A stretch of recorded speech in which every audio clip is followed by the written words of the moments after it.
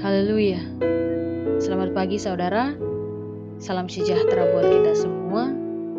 Salam jumpa kembali di persekutuan doa pagi ini. Kita bersyukur boleh ada sampai saat ini bisa menjalani tahun yang baru. Itu juga karena pertolongan Tuhan bagi kita semua. Kita percaya kalau Tuhan sudah menolong dan membela kita di tahun 2021, maka Dia juga akan menyertai kita di tahun yang baru 2022 ini. Sebelum kita lebih jauh menjalani hari ini, kita akan mendengarkan renungan firman Tuhan yang akan mengajar kita dan akan memberikan kekuatan di sepanjang hidup kita. Mari kita berdoa saudara. Bapa, kami mengucap syukur buat kasih-Mu yang begitu besar dalam hidup kami. Terima kasih Tuhan, kami boleh ada di tahun yang baru. Kami percaya Engkau juga yang akan menolong kami sebagaimana Engkau menolong kami di 2021. Kami percaya Engkau juga yang akan menolong kami ya Tuhan. Terima kasih Bapa, terima kasih Allah yang baik. Sebentar Tuhan, kami mau mendengarkan renungan firman Tuhan. Tuhan tolong kami agar firman-Mu tidak berlalu begitu saja, tapi menjadi kekuatan dalam kami menjalani hari demi hari di sepanjang tahun ini. Berfirmanlah Engkau bagi kami Tuhan, hati kami siap untuk menyambut firman-Mu pagi hari ini. Di dalam nama Tuhan Yesus, kami berdoa bersyukur. Haleluya. Amin. Puji Tuhan saudara, renungan firman Tuhan pagi ini terambil dalam Keluaran pasal yang ketiga, ayat yang ke-14 dan juga ayat yang ke-15. Demikian firman Tuhan. Firman Allah kepada Musa, "Aku adalah Aku." Lagi firman-Nya, "Beginilah kau katakan kepada orang Israel itu, Akulah Aku, telah mengutus Aku kepadamu." Selanjutnya berfirmanlah Allah kepada Musa, "Beginilah kau katakan kepada orang Israel, Tuhan Allah nenek moyangmu, Allah Abraham, Allah Ishak, dan Allah Yakub telah mengutus Aku kepadamu. Itulah namaku untuk selama-lamanya, dan itulah sebutanku turun-temurun." Haleluya saudara. Saudara, mungkin kita pernah mengalami yang namanya beban hidup atau pergumulan yang cukup berat, di mana masalah yang satu belum selesai, timbul masalah yang lain. Dari satu kesulitan kepada satu kesulitan yang lain, yang kelihatannya berbelit-belit saudara. Kadang membuat kita mulai ingin menyerah. Yang lebih parahnya lagi, kita mulai meragukan kepedulian Tuhan dan mengira bahwa Tuhan menutup mata terhadap pergumulan yang sedang kita hadapi. Nah, perasaan memang bisa mempengaruhi kita, saudara. Jika perasaan negatif itu dibiarkan berlarut-larut, maka akan berakibat fatal buat hidup kita. Kita menjadi kehilangan percaya diri, mulai takut, dan pada akhirnya kehilangan harapan, saudara. Yang sering menjadi penyebabnya adalah kebiasaan kita untuk melihat kelemahan-kelemahan yang ada, ketimbang melihat sosok yang sesungguhnya yang senantiasa berjalan bersama kita. Inilah yang dialami Musa di saat ia pertama kali mendapat tugas berat. Pada saat itu Musa sudah tidak muda lagi, saudara, dan merasa punya kekurangan atau kelemahan dari kemampuan berbicara untuk meyakinkan orang. Maka tidak heran ketika Tuhan tiba-tiba memanggilnya Dikala Musa sedang menggembalakan domba-domba milik Yitro, mertuanya, ia pun meragukan kesanggupannya, saudara. Saya yakin dalam seketika ada banyak keraguan yang berkecamuk di benaknya, terutama masalah percaya diri, saudara. Dia mulai berpikir, siapakah aku ini? Maka aku yang akan menghadapi Firaun dan membawa orang Israel keluar dari Mesir. Saudara bisa baca itu dalam Keluaran pasal yang ketiga, itu ayat yang ke-11. Dengan kata lain, Musa mencoba meyakinkan Tuhan bahwa Tuhan salah pilih orang, saudara. Nah, reaksi Musa ini sangat wajar, karena Musa tidak punya pengalaman dalam hal meyakinkan orang. Nah, terlebih mengingat bangsa Israel adalah bangsa yang keras kepala dan tegar tengkuk. Nah, jadi bagaimana dengan jawaban Tuhan? Kalau kita baca dalam ayat yang ke-12, saudara, bukankah aku akan menyertai engkau? Ketika Musa kembali bertanya, maka Tuhan menjawab dengan tegas, aku adalah aku.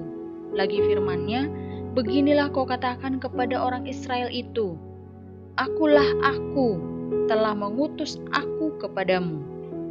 Nah, intinya Tuhan meyakinkan Musa bahwa di balik segala keraguannya, Musa seharusnya sadar bahwa yang menugaskannya bukanlah orang, melainkan Tuhan, saudara. Raja di atas segala raja, pencipta dan pemilik segalanya. Sepertinya Musa belum mengerti, karena pengertiannya masih tertutupi oleh keraguan yang ada dalam dirinya. Sehingga ia kembali mengungkapkan ketidakyakinannya. Kalau kita baca, saudara, dalam Keluaran pasal yang keempat, ayat yang ke-10, Musa berkata, Tuhan, aku ini tidak pandai berbicara, dahulu pun tidak, dan sejak engkau berfirman kepada hambamu pun tidak, sebab aku berat mulut dan berat lidah. Yang menjadi pertanyaannya, apakah Musa gagap? Atau punya kesulitan dalam mengungkapkan isi hati lewat kata-kata? Entahlah, tapi yang pasti Musa berpusat kepada kelemahannya, saudara. Nah, tapi Tuhan berfirman, siapakah yang membuat lidah manusia? Siapakah yang membuat orang bisu atau tuli? Membuat orang melihat atau buta? Bukankah aku, yakni Tuhan? Oleh sebab itu pergilah. Aku akan menyertai lidahmu dan mengajar engkau apa yang harus kau katakan. Dalam ayat yang ke-11 sampai 12 itu pasal yang keempat. Memang benar, saudara, Musa bukan orang yang pandai dalam merangkai kata, karena dia bukan memang seorang penyair atau bukan seorang pengkhotbah yang hebat. Tapi di sini Musa melupakan sesuatu hal yang sangat penting, yaitu bahwa bukan kemampuan dia yang menentukan berhasil atau tidaknya dia, tetapi kuasa Tuhanlah yang memampukannya, saudara. Karena selama ini dia hanya berfokus bahwa dia tidak mampu, dia tidak bisa, sehingga Tuhan harus meyakinkannya bahwa aku akan menyertai engkau. Bahkan dalam mengutarakan apa yang harus diutarakan Musa pun Tuhan bilang, saya yang akan mengajari, saya akan menaruh semua perkataanku dalam mulutmu, apa yang hendak kau katakan saya yang akan membantunya. Kurang lebih seperti itu, saudara. Nah, Musa memang sudah mengenal Allah karena turunan, atau karena ajaran dari nenek moyangnya. Tapi ia belum mengenal Allah secara pribadi. Makanya di saat Allah memilih Musa untuk memimpin bangsa Israel, disitulah dia baru mengenal Allah yang sebenarnya. Karena dia mengalami sendiri kehadiran Allah dalam hidupnya bersama bangsa Israel, saudara. Sekarang kita juga sama seperti Musa. Mungkin banyak di antara kita sudah mengenal Allah sejak kecil, karena orang tua kita sudah mengajarkan atau memperkenalkannya kepada kita. Tapi di saat kita diperhadapkan dengan sebuah masalah yang mungkin cukup berat buat kita, disitulah akan terlihat sejauh mana kita mengenal Allah itu. Karena ada banyak orang meninggalkan keyakinannya kepada Allah karena masalah yang dihadapinya, saudara. Banyak orang meninggalkan imannya karena merasa masalah yang dihadapi itu cukup berat. Dan dia merasa menghadapinya sendiri tanpa kehadiran Tuhan dalam hidupnya. Bagaimana Tuhan mau terlibat kalau dia tidak melibatkan Tuhan dalam masalah yang dihadapinya? Sering sekali kita menghadapi sebuah masalah dan mencoba menghadapinya dengan hikmat kita, kekuatan kita, atau kemampuan kita. Sehingga di saat semuanya terasa buntu dan tidak ada jalan keluarnya, kita mulai bertanya, di mana Tuhan? Sehingga ada banyak orang yang meninggalkan keyakinannya, pengenalannya kepada Allah, karena merasa Allah tidak hadir di saat dia menghadapi masalah tersebut. Tapi saya percaya kita yang ada pagi hari ini, yang mendengarkan renungan firman Tuhan pagi ini, adalah orang-orang yang setia. Kalaupun kita menghadapi masalah yang mungkin berat buat kita, masalah yang mungkin bertubi-tubi, tapi saya percaya kita akan tetap percaya kepada Tuhan, setia kepada Tuhan. Karena kita mengenal Tuhan bukan karena orang tua kita saja, tapi karena kita mengalami sendiri.